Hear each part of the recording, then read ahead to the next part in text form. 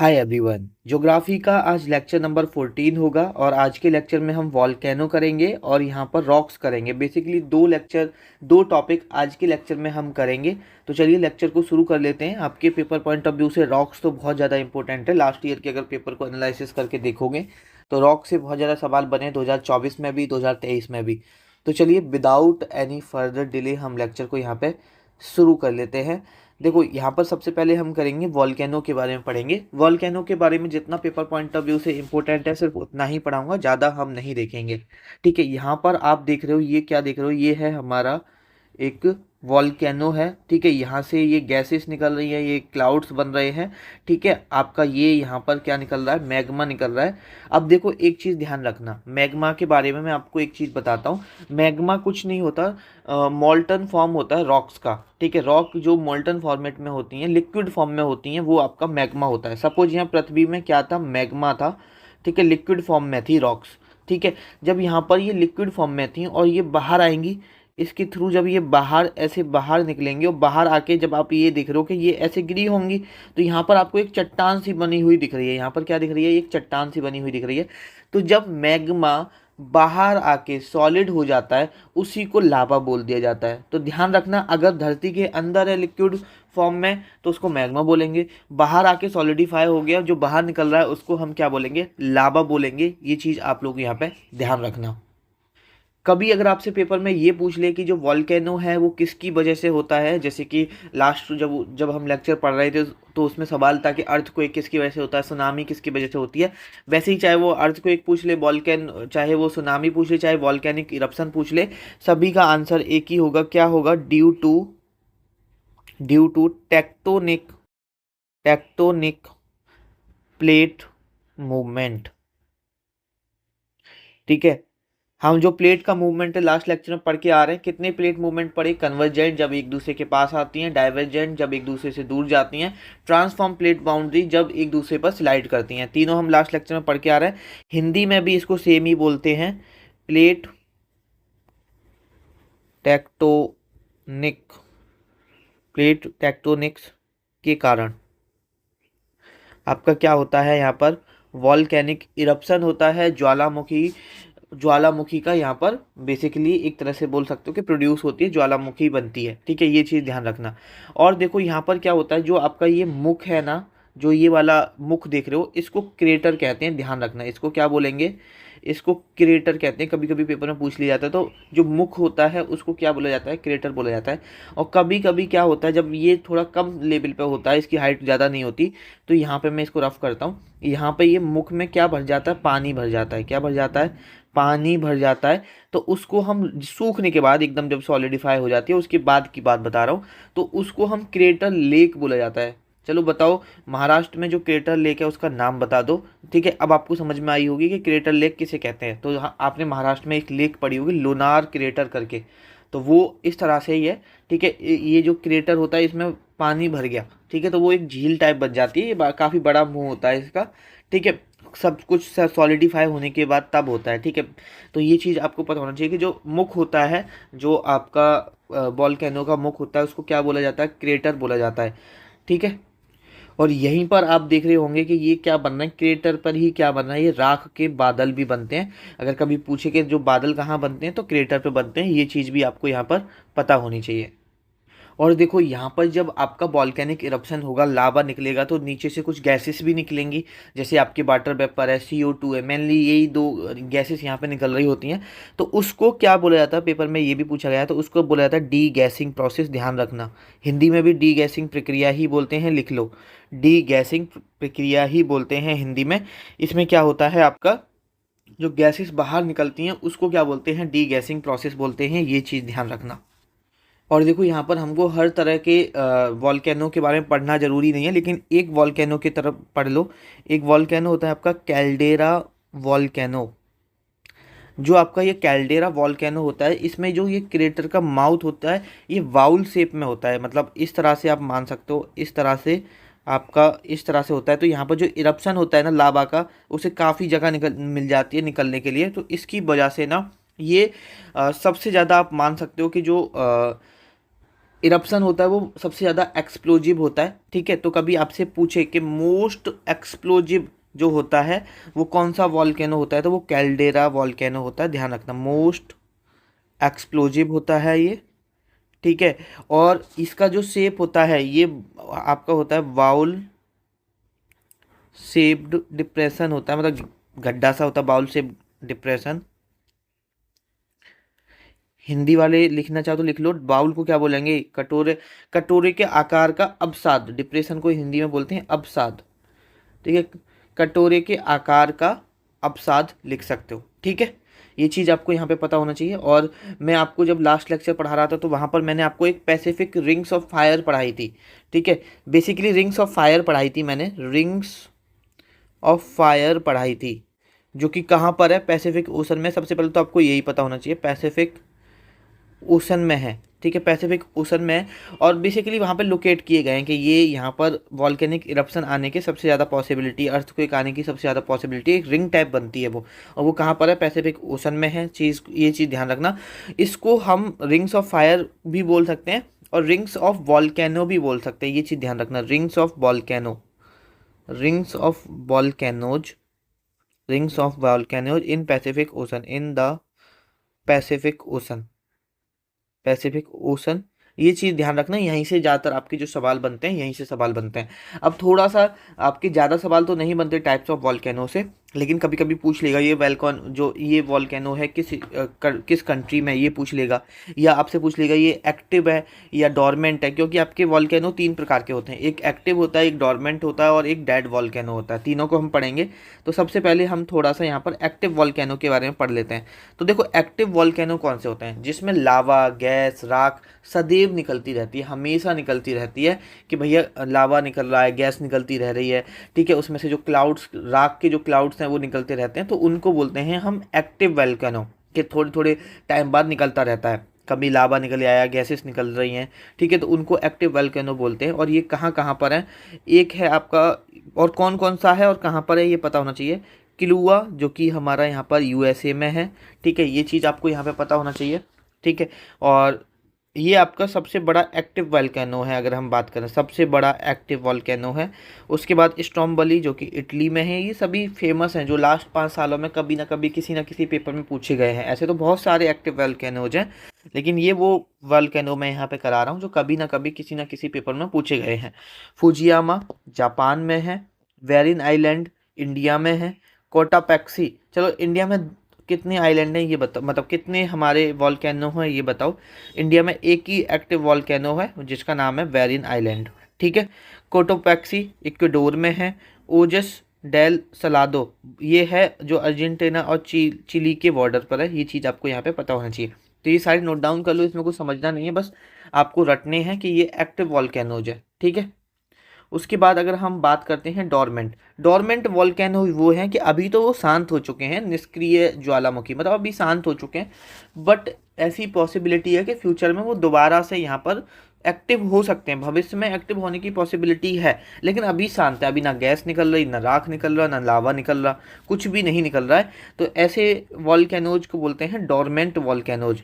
तो एक है विसुवियस जो कि इटली में है, क्राकाटोआ, क्रैकोटुआ जो कि इंडोनेशिया में है, ठीक है। और एक है आपका नारकोंडम जो कि आपका भारत में है, ठीक है। नारकोंडम और हमारा एक बेरिन आइलैंड पर, बेरिन आइलैंड दोनों ही हम पढ़ चुके हैं अपने, जब हम क्या कर रहे थे, जब हम यहाँ पर अपना आइलैंड वाला लेक्चर हमने कवर किया था। उसके बाद इंडियन ज्योग्राफी में, उसके बाद हमारा एक आता है डेड वॉल्केनो या एक्सटिंक्ट वॉल्केनो, मतलब जो कभी निकले थे बट अब वो पूरी तरह से डेड हो चुके हैं, एक्सटिंक्ट हो चुके हैं, विलुप्त हो चुके हैं। अब उनकी कोई भी पॉसिबिलिटी नहीं है कि वो वापस से फिर से, जैसे डॉर्मेंट क्या है, अभी तो शांत हैं लेकिन एक्टिव हो सकते हैं फ्यूचर में, लेकिन जो डेड वॉल्केनो है, एक्सटिंक्ट वॉल्केनो है, उनकी कोई पॉसिबिलिटी नहीं है कि वो फ्यूचर में दोबारा से उनमें से कुछ लावा निकलेगा या राख निकलेगी, तो उनको बोलते हैं डेड वॉल्केनो। तो वो आपको याद रखने की यहाँ पर ज़रूरत नहीं है। अब हम आज का एक इम्पोर्टेंट टॉपिक रॉक्स के बारे में हम पढ़ते हैं यहाँ पर, ठीक है। तो सबसे पहले तो आपको पता होना चाहिए कि स्टडी ऑफ रॉक, चट्टानों का अध्ययन, चट्टानों के अध्ययन को हिंदी में क्या बोलते हैं, तो पेट्रोलॉजी बोला जाता है, हिंदी में भी सेम ही नाम है। कभी पेपर में पूछा गया है ठीक है, कि जो आपका चट्टानों का अध्ययन है, स्टडी ऑफ रॉक्स को क्या बोला जाता है, ध्यान रखना, उसको बोला जाता है यहाँ पर पेट्रोलॉजी। ठीक है। अब हमारी जो रॉक्स होती हैं वो 3 प्रकार की होती हैं, जो हमारी चट्टानें होती हैं वो 3 प्रकार की होती हैं। एक होती है इग्नियस रॉक, एक होती है यहाँ पर सेडिमेंट्री रॉक, और एक होती है हमारी मेटामॉर्फिक रॉक। ठीक है, हिंदी में आग्नेय चट्टान, अवसादी चट्टान, ठीक है, चट्टानी लिखिए इसे, चट्टान। उसके बाद कायांतरित चट्टान, मेटामॉर्फिक का मतलब चेंज होना, फॉर्म चेंज होना, तो कायांतरित चट्टान। तो ये 1 बाई 1 पढ़ लेते हैं, यहाँ से कैसे सवाल बनते हैं वो भी देख लेते हैं। तो हमारा सबसे पहले है यहाँ पर इग्नियस रॉक। अभी हमारी जो इग्नियस रॉक है वो कैसे बनती है, तो देखो जो इग्नियस रॉक बनती है ना हमारी, जो यहाँ पर हमारी, अच्छा सारी चीज़ यहीं पे कवर करना है, ओके। हमारी जो इग्नियस रॉक है यहाँ पर वो बनता है solidification, solidification of lava, solidification of lava, या आप बोल सकते हो मैग्मा। देखो मैं लावा और मैग्मा क्यों बोलता हूँ, सेम चीज़ें, धरती के अंदर है तो वही उसी को हम मैग्मा बोलेंगे, धरती के बाहर है तो उसी को हम लावा बोलेंगे। तो अब ये लावा के सॉलिडिफिकेशन से भी बन सकती है, मैग्मा के भी सॉलिडिफिकेशन से बन सकती है। तो इसी बेसिस पे हमने इसको 2 प्रकार में यहाँ पर अलग अलग यहाँ पर बांट दिया, 2 प्रकार में, 2 टाइप्स में। तो इग्नियस रॉक कितनी प्रकार की होती हैं, कई पेपर में पूछे, 2 प्रकार की होती हैं। एक होती है हमारी इंट्रूजिव, इंट्रूजिव इग्नियस रॉक, एक होती है हमारी एक्सट्रूजिव। हिंदी में देख लेना है, एक्सट्रूजिव और इंट्रूजिव को क्या बोलेंगे, इग्नियस रॉक को तो आग्नेय चट्टान बोलेंगे, इंट्रूजिव और इग्नियस एक्सट्रूजिव लिख लेना एक बार। ठीक है, इग्नियस रॉक। अभी ये इंट्रूजिव इग्नियस रॉक और एक्सट्रूजिव इग्नियस रॉक है क्या वो देखते हैं। अच्छा पहले ये लिख लो कि इसको प्लूटोनिक्स भी बोलते हैं, प्लूटोनिक्स रॉक भी बोलते हैं, ये चीज़ पता होनी चाहिए। इसको क्या बोलते हैं, प्लूटोनिक्स रॉक भी बोलते हैं, और इसको लावा और वॉल्केनो, लावा और वॉल्केनिक रॉक बोलते हैं। ये चीज़ आपको यहाँ पे पता होनी चाहिए, कभी इंट्रूजिव ना देके प्लूटोनिक्स बोलते, हिंदी में प्लूटोनिक्स को प्लूटोनिक्स ही बोलते हैं, ये चीज़ ध्यान रखना। तो देखो जब आपका जो मैग्मा होता है, जब आपका मैग्मा, मैग्मा कहाँ होगा, अर्थ क्रस्ट में होगा, धरती के अंदर होगा। तो जब आपका मैग्मा ठंडा हो जाता है, कहाँ पर, अर्थ क्रस्ट के अंदर ही, मतलब धरती की सरफेस के नीचे ही, अर्थ सरफेस के नीचे ही। तो जब, और देखो मैग्मा कहाँ होता है, सिंपल सी बात है, मैं ये भी नहीं बोलूँगा कि धरती के नीचे, तो आपको खुद समझ में आएगा कि मैग्मा तो धरती के नीचे ही होता है ना, अगर वो बाहर आ गया तो उसे मैंने लावा बोल दिया। तो जब मेरा मैग्मा सॉलिडिफाई हो जाता है, सॉलिडिफाई हो जाता है with in earth crust, with in earth crust, तो मेरा क्या बनता है यहाँ पर, इंट्रूजिव इग्नियस रॉक बनती है। लेकिन वही लावा, वही मैग्मा जब बाहर आके सॉलिडिफाई होता है, अर्थ सरफेस पे आके सॉलिडिफाई होता है, धीरे धीरे ठंडा होके चट्टान जो बनती है उसको बोलते हैं एक्सट्रूजिव। तो यहाँ पर क्या होगा, लावा, यहाँ पर हम लावा बोलेंगे, जब वॉल्केनिक इरप्शन होगा तो क्या निकलेगा, मैग्मा, और बाहर आएगा तो क्या हो जाएगा, लावा। तो जब लावा कूल सॉलिडिफाई होगा हमारा, लावा सॉलिडिफाई होगा ऑन अर्थ सरफेस, और जब वो चट्टान बनाएगा तो उस चट्टान को मैं क्या बोलूँगा, उस चट्टान को आग्नेय चट्टान, इग्नियस रॉक बोलूँगा। ठीक है, ये चीज़ आप लोग यहाँ पे ध्यान रखना, इसमें कुछ ऐसा बहुत बड़ी साइंस नहीं है जो आपको याद ना हो, बहुत सिंपल सी चीज़ें हैं, आपको ये चीज़ यहाँ पर पता होनी चाहिए। सबसे पहले इग्नियस रॉक पड़ी, इग्नियस रॉक क्या होता है, सॉलिडिफिकेशन से बनती है, लावा और मैग्मा के, लावा के से बन रही है तो एक्सट्रूजिव क्योंकि वो बाहर बन रही है धरती के, और अगर मैग्मा के से बन रही है तो उसको इंट्रूजिव, क्योंकि उसको प्लूटोनिक्स भी बोलेंगे क्योंकि वो धरती के अंदर बन रही है, मैग्मा से बन रही है। ये चीज़ आपको यहाँ पर क्लियर हुई। अब इससे भी ज़्यादा इंपॉर्टेंट है इसके एग्जाम्पल, पेपर में आपसे एग्जाम्पल पूछ लेगा कि भैया ये बता दो इग्नियस रॉक का यहाँ पर एग्जाम्पल कौन से हैं, आपको दे देगा कि बताओ ग्रेनाइट क्या है। तो ये चीज़ आपको पता होना चाहिए, जस्ट वेट अ सेकेंड, कि जो आपकी इग्नियस रॉक के एग्जाम्पल अगर हम बात करें तो एक है गैब्रो, पेपर में पूछा गया है गैब्रो कई बार, ग्रेनाइट पूछा गया है। अच्छा ग्रेनाइट के बारे में एक चीज़ ध्यान रखना, जो हमारा हिमालय है ना, हिमालय, इंडिया में जो हिमालय है, ग्रेट हिमालय, वो ग्रेनाइट रॉक से ही बना हुआ है, जो उसकी कोर है। तो ये लिख लो, मैं बता देता हूँ, the core of the great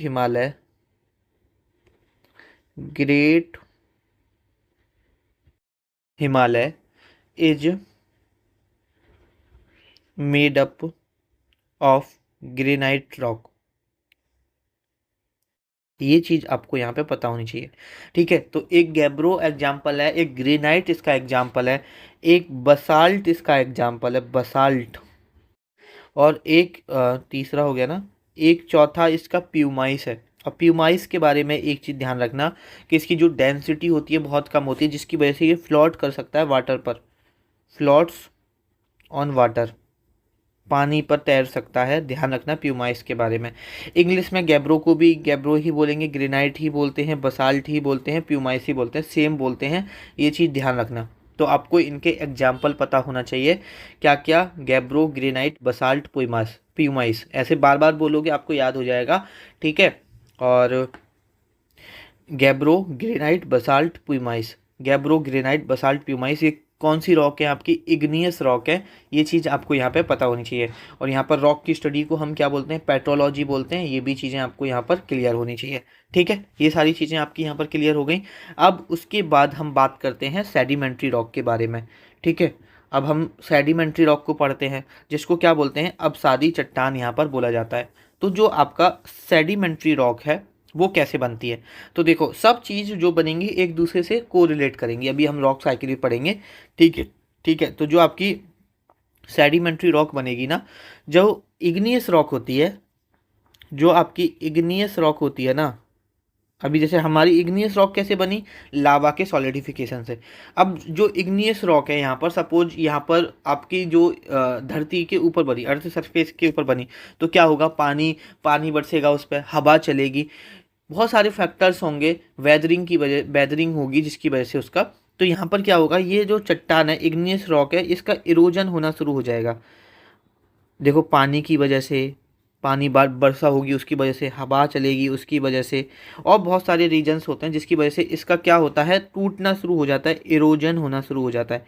erosion को हिंदी में बोलते हैं टूटना शुरू हो जाता है, इसका टूटना शुरू हो जाता है। और इग्नियस रॉक क्या होगी, एक छोटे छोटे टुकड़ों में ऐसे यहाँ पर टूट जाती है, ऐसे छोटे छोटे टुकड़ों पे यहाँ पे टूट जाती है। और बाद में जब ये सेडिमेंट्स, इनको क्या बोलेंगे हम, सेडिमेंट्स बोलेंगे।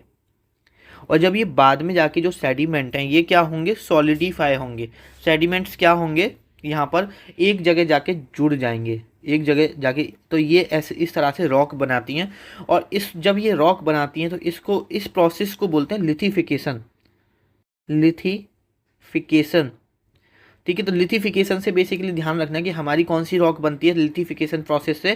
तो लिथिफिकेशन प्रोसेस से ध्यान रखना कि हमारी सेडिमेंट्री रॉक बनती है। जहाँ भी लिथिफिकेशन दिखे वहाँ आंख बंद करके यहाँ पर सेडिमेंट्री रॉक लगा देना, तो फिर हमारी ये कौन सी रॉक बन गई, ये हमारी सेडिमेंट्री रॉक बन जाती है। और आपको ऐसा लग रहा होगा कि बहुत कम, मतलब इनको हज़ारों साल लग जाते हैं रॉक बनने में, ठीक है। तो बहुत कम टाइम की ये प्रोसेस नहीं है, बहुत लंबी प्रोसेस चलती है, ध्यान रखना। और सेडिमेंट्री रॉक के बारे में एक इम्पोर्टेंट चीज़ ध्यान रखना कि जो आप अपने फॉजिल्स फ्यूल देखते हो ना, जो अपने फॉजिल्स फ्यूल देखते हो, जैसे आपका यहाँ पर फॉजिल्स फ्यूल्स में क्या हो गया, ऑयल हो गए, नेचुरल गैसेस हो गए, ये सारे कहाँ देखने को मिलेंगे आपको, सेडिमेंट्री रॉक में ही देखने को मिलेंगे। ये बहुत इंपॉर्टेंट पॉइंट है, इसको नोट डाउन कर लेना, ठीक है। अच्छा, फॉजिल्स की स्टडी को बताओ क्या बोलते हैं, अगर आपसे कभी पूछ ले तो इसको बोला जाता है प्लिएंटोलॉजी। प्लिएंटोलॉजी, स्टडी ऑफ फॉजिल्स फ्यूल को क्या बोला जाता है, प्लिएंटोलॉजी बोला जाता है, ध्यान रखना, ठीक है। और यहाँ पर आपको सेडिमेंट्री रॉक के अंदर ही, ये सारी चीज़ें मैं सेडिमेंट्री रॉक में पढ़ा रहा हूँ, ठीक है। सेडिमेंट्री रॉक के अंदर ही आपको क्या दिखेगा कि जो परत होंगी उनकी उनकी अलग अलग मोटाई देखने को मिलेगी। तो लिख लो, अलग अलग मोटाई की परतें दिखेंगी, मोटाई की परतें पाई जाती हैं, मोटाई की परतें पाई जाती हैं, ठीक है। इंग्लिश वाले लिख लो, layers of varying thickness, layers of varying thickness are found. ये चीज़ आपको यहाँ पर क्लियर होनी चाहिए, ठीक है, कि अलग अलग मोटाई की परतें यहाँ पे पाई जाती हैं। कभी पूछ ले कि किस लेयर में अलग अलग मोटाई की परतें पाई जाती हैं, पूछा गया है, इसीलिए मैं करा रहा हूँ। मैं आपको ऑलरेडी बता रहा हूँ कि वही करा रहा हूँ जो आपके पेपर पॉइंट ऑफ व्यू से इंपॉर्टेंट है, ठीक है। ये चीज़ें हो गई, हमारे फॉजिल्स सेडिमेंट्री रॉक में पाए जाते हैं। जो हमारी सेडिमेंट्री रॉक बनती है वो लिथिफिकेशन प्रोसेस से बनती है, ये इंपॉर्टेंट है। इग्नियस रॉक का, अगर इग्नियस रॉक का जो इरोजन होता है, इग्नियस रॉक टूट के जब बनती है तो उसको उससे हमारी सेडिमेंट्री रॉक बनती है, ये चीज़ आपका यहाँ पर क्लियर होना चाहिए।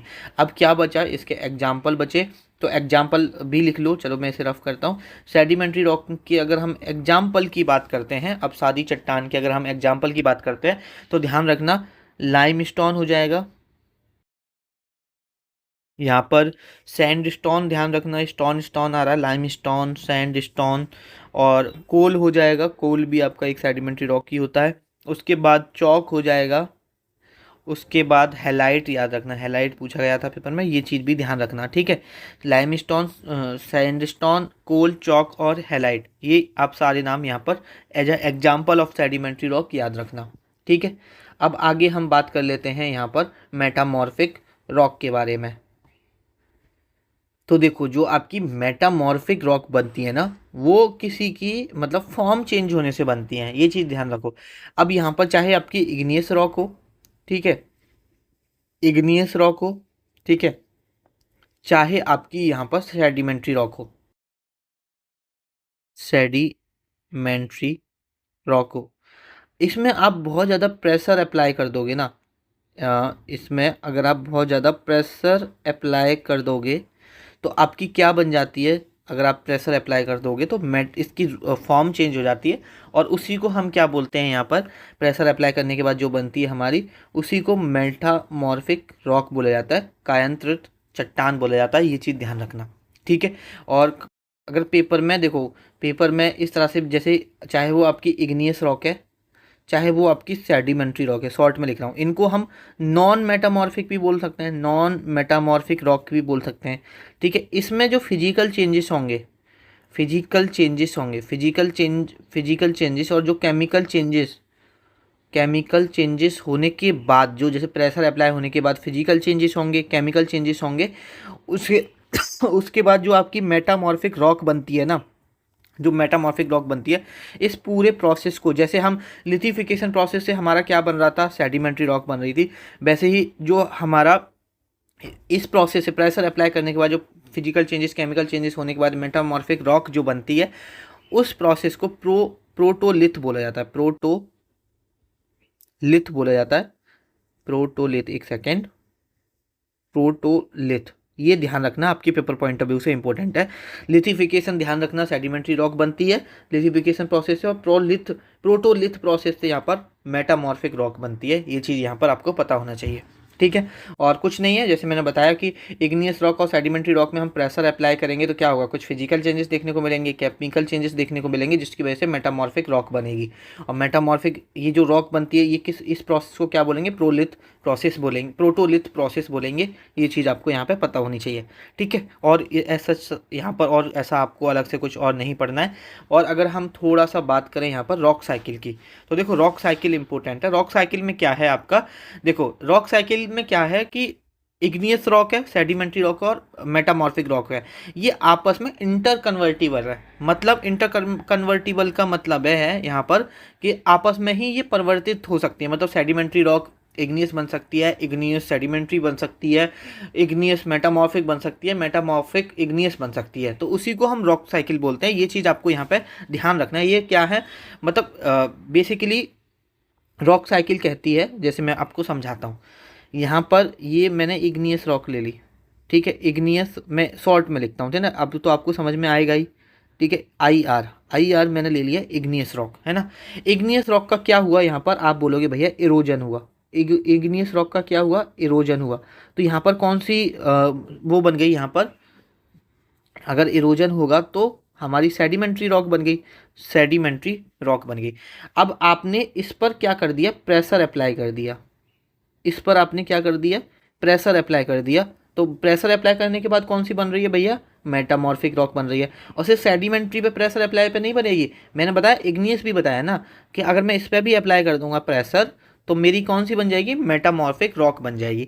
लेकिन अगर मुझे सेडिमेंट्री रॉक से वापस से, पेन चेंज करते हैं, सेडिमेंट्री रॉक से वापस से इग्नियस रॉक बनाना है, तो मैं क्या, अगर मैं इसकी मेल्टिंग और कूलिंग हो जाए तो ये वापस से मेल्टिंग कर दो इसकी और कूलिंग कर दो, मेल्टिंग के बाद क्या कर दो, कूलिंग कर दो, तो वापस से ये इग्नियस रॉक बन जाएगी। ठीक है, मेल्टिंग एंड कूलिंग से ही तो बन रही थी। सेम मेटामॉर्फिक को आप मेल्ट कर दो और कूल कर दो तो इग्नियस रॉक बन जाएगी।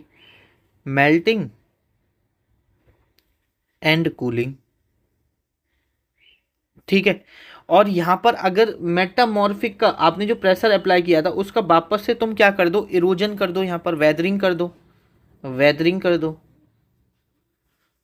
तो यहां पर वापस से ये सेडिमेंट्री रॉक बन जाएगी। तो ये है रॉक साइकिल की, ये आपस में इंटर कन्वर्टिबल है, मतलब परिवर्तित है। ये चीज आपको यहाँ पर पता होना चाहिए कि आपस में चेंज होती रहती हैं। ये एक कॉन्टिन्यूस प्रोसेस है, लेकिन इनको सालों लगते हैं, हजारों साल के। पहले इग्नियस बनी, फिर सेडिमेंट्री बन गई, फिर उसका यहाँ पर उस पर प्रेशर अप्लाई हुआ तो वो मेटामॉर्फिक बन गई, वो वापस से मेल्ट और कूल होकर इग्नियस रॉक बन गई। इनको हजारों साल लगते हैं, लेकिन इसी को हम रॉक साइकिल बोलते हैं कि इंटर कन्वर्टिबल। और ये क्या है, हमारा एक कॉन्टिन्यूस प्रोसेस है। ये आपको रॉक साइकिल यहाँ पर इतनी समझ में आ गई। और ऐसा यहाँ पर आपको रॉक साइकिल के बारे में कुछ अलग से ज़्यादा समझना नहीं है। आगे देख लेते हैं। ठीक है, तो इसी के साथ हमारा जो रॉक वाला लेक्चर था वो ख़त्म होता है। अब इसमें जो पूछे गए हैं क्वेश्चन वो हम देख लेते हैं कि वॉल्केनो और रॉक से कौन कौन से सवाल यहाँ पे पूछे गए हैं। ठीक है, fuels that are derived from fossils preserved only in which kind of rocks. तो जो मैंने आपको बताया कि जो आपके फ्यूल्स हैं, ठीक है, जो कि फॉजिल से मिलते हैं, प्राप्त होते हैं, वो किस रॉक में प्रिजर्व होते हैं, किस रॉक में आपको देखने को मिलते हैं। तो अवसादी चट्टानों में, सेडिमेंट्री रॉक्स में आपको यहाँ पर देखने को मिलेंगे। साथ में अगर हम यहाँ पर दूसरे क्वेश्चन की बात करते हैं, the original non metamorphic rock that undergoes profound physical और chemical change leading to the formation of metamorphic rock. तो जो मेटामॉर्फिक रॉक है वो ये कह रहा है जो original not non metamorphic rock, तो नॉन मेटाफॉर्मिक रॉक कौन सी होगी, एक तो इग्नियस रॉक होगी या यहाँ पर सेडिमेंट्री रॉक होगी। जब वो फिजिकल और केमिकल चेंजेस होते हैं, प्रेशर की, यहाँ नहीं लिखा प्रेशर की वजह से, बट प्रेशर अप्लाई करने की वजह से फिजिकल और केमिकल चेंजेस होते हैं, तो उससे क्या बनता है, मेटामॉर्फिक रॉक बनते हैं। तो उस प्रोसेस को हम क्या बोलते हैं, ये पूछा जा रहा है। तो उस प्रोसेस को क्या बोलते हैं, प्रोटोलिथ बोलते हैं। क्या बोलते हैं, प्रोटोलिथ बोलते हैं। ये चीज़ आपको यहाँ पे पता होनी चाहिए। जस्ट अभी पढ़ के आ रहे हैं, अभी तो ज़्यादा टाइम भी नहीं हुआ, छोटा सा लेक्चर है हमारा। उसके बाद plutonic rock are formed when lava cools. देखो, सबसे पहले तो आपको ये पता होना चाहिए कि प्लूटोनिक रॉक किसको बोलते हैं। तो मैंने आपको इग्नियस रॉक पढ़ाई थी और मैंने बताया था कि इग्नियस रॉक दो प्रकार की होती है, एक इंट्रूजिव होती है, एक एक्सट्रूजिव होती है। तो जो इंट्रूजिव होती है वही आपकी कौन सी होती है, प्लूटोनिक्स होती है। और जो एक्सट्रूजिव होती है वो मैंने आपको बताया था वॉल्केनिक, या उसे लावा आप रॉक बोलेंगे। तो जो प्लूटोनिक्स रॉक होती है वो किसके फॉर्मेशन से, इंट्रूजिव मतलब अंदर बन रही है, अंदर बनेगी तो मैग्मा के फॉर्मेशन से बनेगी। और मैग्मा के फॉर्मेशन से बनेगी तो भैया मैग्मा अगर धरती पर आ जाता तो लावा बन जाता। धरती पे आया ही नहीं तो वो कहाँ है, धरती के अंदर है। कहाँ पर है, क्रस्ट में है। तो यहाँ पर क्या आंसर हो जाएगा, इन द क्रस्ट आपका सही आंसर हो जाएगा। अभी हम ये सारी चीज़ें यहाँ पर पढ़ के आए हैं। उसके बाद नेक्स्ट है हमारा यहाँ पर the igneous sedimentary and metamorphic rock are interconvertible through a continuous process called. तो अभी हम पढ़ के आए हैं कि जो आपकी इग्नियस सेडिमेंट्री और मेटामॉर्फिक रॉक है वो कैसी है, इंटर कन्वर्टिबल। इंटर कन्वर्टिबल को देखो हिंदी में बोलेंगे परिवर्तनीय, मतलब चेंज होती रहती है, कन्वर्ट होती रहती हैं। ठीक है, और ये कंटिन्यूस प्रोसेस है, इसको क्या बोलेंगे, रॉक साइकिल बोलेंगे। इसको क्या बोलते हैं, रॉक साइकिल बोलते हैं। ये चीज़ आपको यहाँ पर पता होनी चाहिए। नेक्स्ट क्वेश्चन है हमारा, sedimentary rocks are formed by the process of deposition. जो आपकी सेडिमेंट्री रॉक है वो किससे बनती है, डिपोजिशन के फॉर्मेशन से बनती है। जैसे मैंने बताया ना, अलग अलग होके बाद में एक जगह डिपोजिट होता है। एंड कॉम्पैक्शन, ये कॉम्पैक्ट होती है, कठोर होती है। और फ्रेगमेंट रॉक, जो मतलब फ्रेगमेंट का मतलब होता है जो छोटी छोटी चट्टानें होती हैं और थोड़ी फूली मतलब पोली चट्टानें होती हैं, ठीक है, of various sizes, this process is called. तो सिर्फ इतना पूरा ध्यान मत रखो, बस सेडिमेंट्री रॉक जो बनती है वो लिथिफिकेशन प्रोसेस से बनती है। और लिथिफिकेशन प्रोसेस मैंने बताया कि जब आपकी जो चट्टानें टूटती हैं, ठीक है, ये टूट, और बाद में जब एक चट्टान मिलके ये चट्टान बनाती है उसको हम लिथिफिकेशन प्रोसेस बोलते हैं। और वैसे भी बस अगर आपने सेडिमेंट्री पढ़ लिया तो ध्यान आना चाहिए कि अगर मैं मेटामॉर्फिक पढ़ रहा हूँ तो प्रोटोलिथ ध्यान आना चाहिए, और सेडिमेंट्री रॉक पढ़ रहा हूँ तो लिथिफिकेशन प्रोसेस मुझे याद आनी चाहिए। ठीक है, उसके बाद नेक्स्ट है हमारा gabbro is an example of which type of rock. तो जो हमारी गैब्रो है अभी हम पढ़ के आए हैं यहाँ पर कि गैब्रो बसाल्ट प्यूमाइस, ये किसके एग्जाम्पल है यहाँ पर, gabbro granite basalt pumice. Gabbro granite basalt pumice किसके एग्जाम्पल हैं, इग्नियस रॉक के एग्जाम्पल हैं, आग्नेय चट्टान के एग्जाम्पल हैं। ये चीज़ यहाँ पर ध्यान रखना। नेक्स्ट क्वेश्चन देखते हैं, layer of varying thickness are found in which type of rocks. जो आपकी लेयर्स होती हैं, अलग अलग मोटाई की जो लेयर देखने को मिलेंगी वो किस रॉक में देखने को मिलती हैं, तो अभी हम पढ़ के आए हैं किस रॉक में देखने को मिलेंगी, आपको सेडिमेंट्री रॉक में यहाँ पर देखने को मिलती हैं। आगे अगर हम बात करते हैं, ठीक है, नेक्स्ट क्वेश्चन है, which of the following type of volcanic eruption of earth volcano are most explosive. तो कौन सा होता है वो, कैल्डेरा होता है, इसका वाउल शेप्ड डिप्रेशन होता है, ये मैं आपको अभी पढ़ा के आया हूँ। ठीक है, तो आपने देखा हमारा लेक्चर छोटा सा था बट आपके पेपर पॉइंट ऑफ व्यू से बहुत इंपॉर्टेंट है। ठीक है, तो लेक्चर को बिल्कुल अच्छे से पढ़ लेना, और इतना बड़ा लेक्चर नहीं है या इतनी चीज़ें नहीं है जो आप याद ना कर पाओ। ठीक है, थैंक यू आप सभी का, आपने यहाँ तक लेक्चर देखा। आप सभी अपनी फीडबैक शेयर नहीं करते हो, I request to you all कि प्लीज़ यार अपनी रिक्वेस्ट शेयर किया करो। आपकी फीडबैक ही है जो इतनी रातों में लेक्चर रिकॉर्ड करने पर मजबूर करती है। पूरा दिन काम करना, फिर शाम को आके पीपीटी तैयार करना, लेक्चर तैयार करना, उसके बाद रात हो जाती है, इतना टाइम हो जाता है लेक्चर को रिकॉर्ड करते करते, क्योंकि सुबह आपका लेक्चर जाना होता है। तो आई रिक्वेस्ट कि प्लीज़ यार अपनी फीडबैक शेयर किया करो, वो मोटिवेट करती है और काम करने के लिए। जब आप बोलते हो ना भैया समझ आ रहा है, सारी चीज़ें अच्छे से क्लियर हो रही हैं, तो वो और ज़्यादा मोटिवेट करती है। और अगर आपके कोई सजेशन रहते हैं तो मैं उस पर भी वहाँ पे काम करता हूँ। ठीक है, और यहाँ पर अगर आप नोट्स बना रहे हो तो बहुत अच्छी बात है। अगर आप नोट्स नहीं बना रहे हो तो आप पीडीएफ ग्रुप को ज्वाइन कर सकते हो, जिसकी प्राइस 299 है, जिसमें आपको हर एक जीके के सब्जेक्ट की पीडीएफ मिल जाएगी। जैसे अब अभी हम स्टैटिक जीके कवर कर चुके हैं तो स्टैटिक जीके की मिल जाएगी, एक कंपाइल करके डाल रखी है हमने। उसके बाद हमने हिस्ट्री की कंपाइल करके डाल रखी है, उसके बाद पॉलिटी की हमने कंपाइल करके डाल रखी है। अभी हम ज्योग्राफी की लेक्चर वाइज दे रहे हैं, जब ज्योग्राफी खत्म हो जाएगा तो हम कंपाइल करके डाल देंगे। उसके बाद इकोनॉमिक्स की लेक्चर की पीडीएफ मिलेगी। उसके बाद हम साइंस करेंगे जिसमें बायोलॉजी, फिजिक्स, केमिस्ट्री, उन सभी की क्लासेस की आपको पीडीएफ मिलेगी। साथ में उसके बाद करंट अफेयर करेंगे, इंग्लिश ग्रामर रूल्स की वीडियो करेंगे, तो सभी के आपको यहाँ पर पीडीएफ मिल जाएगी, हिंदी में अलग, इंग्लिश में अलग, डिजिटल फॉर्मेट में। और अगर आपको ग्रुप ज्वाइन करना है तो आप इस नंबर पर मैसेज करिए कि भैया मुझे क्यूआर कोड भेज दीजिए, ग्रुप ज्वाइन करना है। आपको क्यूआर कोड भेजा जाएगा, आप वहाँ पर 299 पे करके स्क्रीनशॉट भेज दें तो विदिन 24 आवर्स आपको ग्रुप में ऐड कर दिया जाएगा। Thank you for watching this lecture. आपसे मुलाकात होगी नेक्स्ट लेक्चर में।